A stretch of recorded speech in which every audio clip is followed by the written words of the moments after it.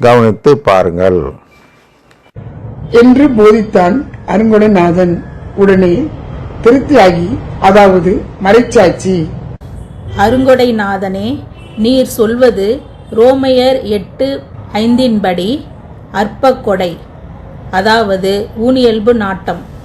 சர்ப்பிரசாதநாதர் சொல்வதோ நிஜ கொடை, அதாவது ஆவிக்குரிய இயல்பு. அற்ப கொடைக்கும், அதாவது ஊனியல்பு நாட்டத்திற்கும், நிஜ கொடைக்கும், அதாவது ஆவிக்குரிய இயல்புக்கும் என்ன வேறுபாடு என்றால், அற்ப கொடை என்பது, அதாவது ஊனியல்பு நாட்டம் என்பது ஒரு சில நாட்களுக்கு மட்டும் பயன் தரும். ஆனால் நிஜ கொடை என்பது, அதாவது ஆவிக்குரிய இயல்பு என்பது வாழ்நாள் முழுவதும் பலன் தரும். அதனால் ஒரு உண்மையான ஞானம் பெற்றவன் நிஜ கொடையை, அதாவது ஆவிக்குரிய இயல்பை தான் தேடுவான்.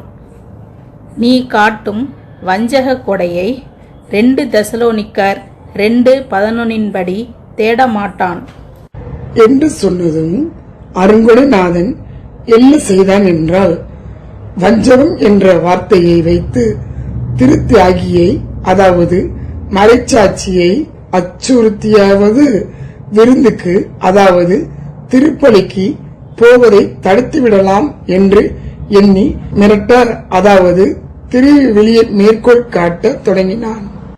திருத்தியாகியே, என்னையா வஞ்சகன் என்று சொல்கிறாய்? உடனடியாக மன்னிப்பு கேள். இல்லையென்றால் நீ ஏற்கனவே ஊனமாய், அதாவது சிலை வழிபாடு செய்யும் பாவியாக இருப்பதால் உன்னுடைய அடுத்த காலையும் உடைத்து, அதாவது பாவி என்று பட்டம் சூட்டி அந்த விருந்துக்கு, அதாவது திருப்பலிக்கு போக விடாமல் செய்து விடுவோம் நாங்கள் எல்லாம் சேர்ந்து என்று அருங்கொடைநாதன் சொன்னதும் திருத்தியாகி, அதாவது மறைச்சாட்சி பதில் கூறியதாவது, மார்க்கு 9:45 படி, உங்கள் கால் உங்களை பாவத்தில் விழ செய்தால் அதை வெட்டி விடுங்கள். நீங்கள் 2 கால் உடையவராய் நரகத்தில் தள்ளப்படுவதை விட கால் ஊனமுற்றவராய் வாழ்வில் புகுவது உங்களுக்கு நல்லது என்று நீங்கள் கேள்விப்பட்டதில்லையா என்று திருத்தியாகி, அதாவது மறைச்சாட்சி சொன்னதும் ஏஜி, அதாவது அசெம்பிளி ஆஃப் காட் குறுக்கிட்டு, சொர்க்கம் போன்ற வாழ்வு, அதாவது கடவுளின் குடும்ப வாழ்வு என்று திருமடலில், அதாவது திருவிவிலியத்தில் சொல்லவே இல்லையப்பா. இந்த சர்ப்பிரசாத நாதர் தான் உன்னிடம் பொய் உரைக்கிறார். எனவே சர்ப்பிரசாத நாதர் எழுதிய மடலை, அதாவது இந்த சிசிசியை நம்பாதே, எங்களை நம்பு, அல்லது யாவே எழுதிய திருமடலை மட்டும், அதாவது திருவிவிலியத்தை மட்டும் நம்பு என்று சொன்னான். அதற்கு திருத்தியாகி, அதாவது மறைச்சாட்சி என்ன சொன்னார் என்றால், எபிரேயர் 11:1 படி, நம்பிக்கை என்பது நாம் எதிர்நோக்கியவை கிடைக்கும் என்னும் உறுதி, கண்ணுக்கு புலப்படாதவை என்னும் ஐயமற்ற நிலை என்பதை நீயும் கேள்விப்பட்டதில்லையா? நான் யோவான் 6:68 படி நம்புகிறேன். இந்த வடையை, அதாவது நற்கருணையை புசித்ததன் மூலம் எனக்கு சொர்க்கம் போன்ற கடவுளின் குடும்ப வாழ்வு கிடைக்கும் என்று எதிர்நோக்கி இருக்கிறேன். எனவே அது கிடைக்கும் என்று உறுதியோடும் இருக்கிறேன். அது இப்பொழுதோ கண்ணுக்கு புலப்படவில்லை. இருப்பினும் அது எங்கே கிடைத்துவிடாமல் போய்விடுமோ என்ற ஐயம் எனக்கு இல்லை. நான் வடை விருந்துக்கு, அதாவது திருப்பலிக்கு போவது உறுதியே என்றார். இது போன்று சொன்னதும் சர்ப்பிரசாதநாதர் மத்தேயு 15:28 படி, திருத்தியாகியே, அதாவது மறைசாட்சியே, உன் நம்பிக்கை பெரிது, நீ விரும்பியது நடக்கும் என்று சொல்லிவிட்டு அங்கிருந்து சென்றார். அதன் பின் நகரின் வீதிகளுக்கும் சந்துகளுக்கும் விரைந்து சென்று ஏழைகள், அதாவது பாவிகள், உடல் ஊனமுற்றோர், பார்வையற்றோர், கால் ஊனமுற்றோர், ஆகியோரை விருந்துக்கு அதாவது திருப்பலிக்கு அழைத்தார்.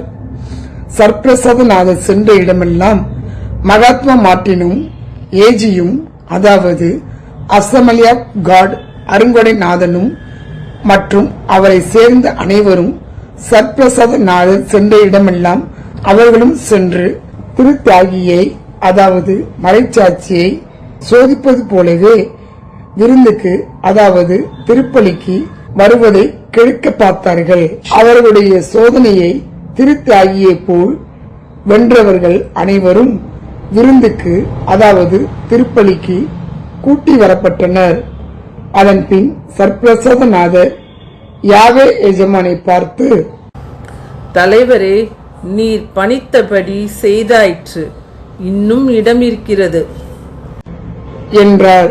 யாவே எஜமான் சர்ப்பிரசாதநாதரை நோக்கி, நீர் வழியோரங்களிலும் நடைபாதைகளிலும் போய் என் வீடு நிரம்பும் அளவுக்கு மக்களை அதாவது போதுமான அளவு கடவுளின் குடும்ப உறுப்பினர்களை வற்புறுத்தி கூட்டி வாரும் என்றார். உடனே சர்ப்பிரசாதநாதர் யாவே எஜமானை பார்த்து, நீங்கள் சொல்லும் இந்த இடங்களில் உங்களுக்கு எதிராக ஏழைகள் அதாவது பாவிகள் தானே இருக்கிறார்கள், அவர்களையா அழைப்பது ஆண்டவரே என்று கேட்டார். அதற்கு யாவே எஜமான், என் பார்வையில் அவர்கள் ஏழைகள் அல்ல, அதாவது எனக்கு எதிராக பாவம் செய்தவர்கள் அல்ல. மற்றவர்கள் பார்வையில் ஏழைகள், அதாவது மனிதர்களுக்கு எதிராக பாவம் செய்தவர்கள்.